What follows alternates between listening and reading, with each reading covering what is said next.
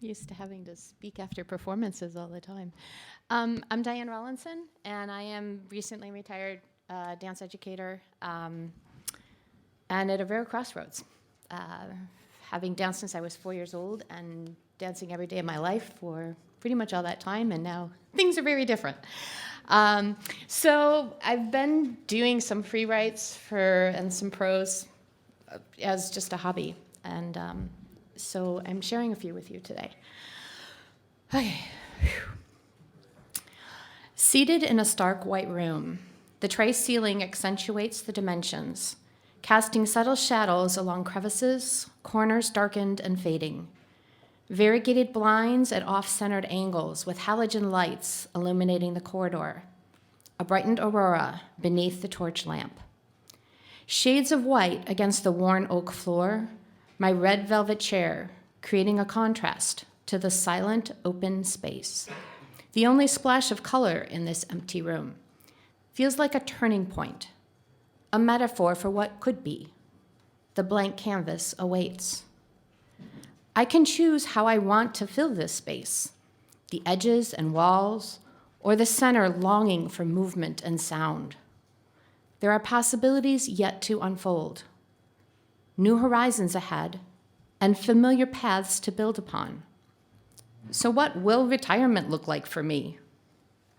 I say I'm living in the pause, waiting to see what evolves. And now I have a new metaphor, allowing myself to decide who I want to work with, what I want to invest in, how long will the exhibits remain, and what of my work will be displayed. But sitting comfortably in this empty space, it's becoming clearer. The gallery will keep changing as projects filter in and out, deepening or moving on. Yet at times, I'll stay in the beauty of the openness and simplicity of a red velvet chair randomly placed in an empty white gallery.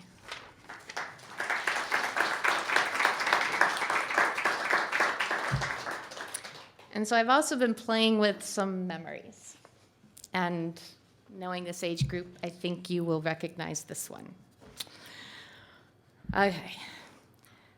The brave ones climbed the beast, up 17 steps to the top, holding on to a steel rail as it wobbles slightly on the ascent. Maintaining your balance, painstakingly moving each foot from the summit to the silver slope ahead. Don't look down at the black asphalt beneath you, or your friends behind you, hands grasping the steel rail. Then you remember, how sunny is it today? Where are the metal seams on the slide's edge? Danger awaits.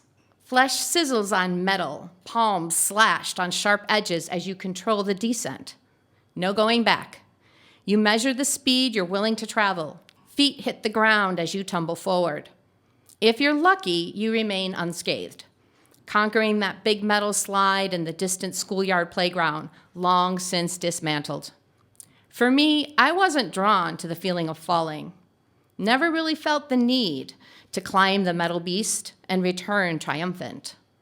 I stuck with the rusty merry-go-round, iron-embossed platform, chipped lead paint, spinning fervently, trying to fling my friends off to the hardened cement surrounding us.